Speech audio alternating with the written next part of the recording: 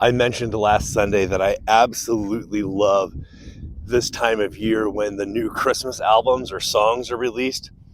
I am endlessly fascinated with how the hot new singers or performers are going to put a unique spin or remix or do a mashup of some classic Christmas carol that you've heard 1,000 times before, but somehow they put their unique spin on it.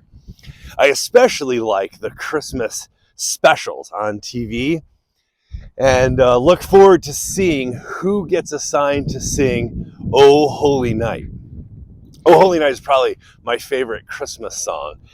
And it's always fun for me to see who's going to get to sing it because sometimes you will have an unlikely character who maybe you know from having a rough reputation, or maybe being in trouble with the law, or maybe their music videos that are highly sexualized or violent or romanticize, bling and excess or whatever it is.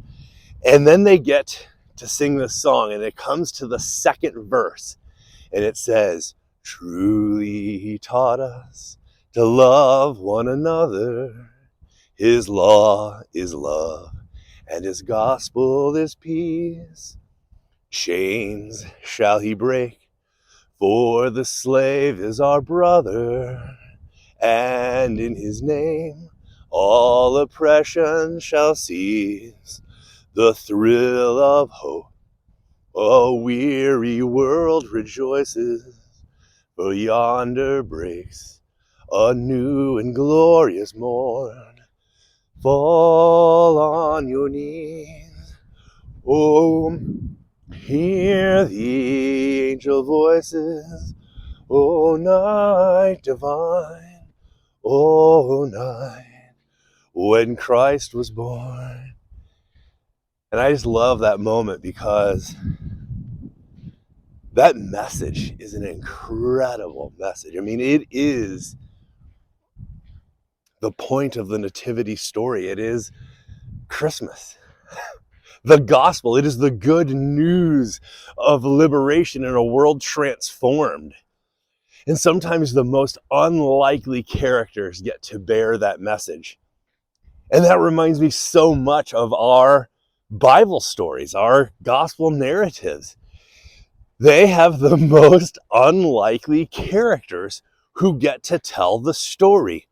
The angels come to those shepherds, and in that society, shepherds, it's not just that they weren't well educated, they were a little bit rough around the edges. They were sometimes suspect characters even.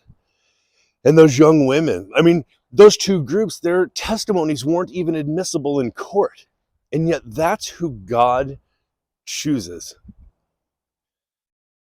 to be the bearers of the good news, to be witnesses, those whose witness couldn't count in testimony. It's amazing to me. And it lets me know, like right from the start, right at the beginning of the story, you don't have to be a perfect person to be chosen by God or used by God to share the good news. You don't have to live a perfect life or make all good choices.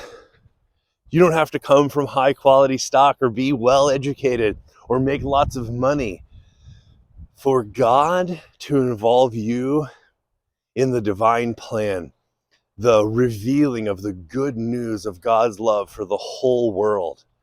It's really amazing to me.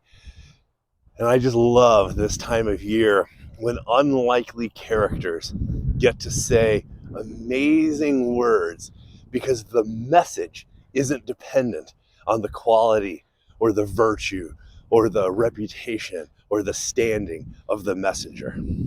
I just love it.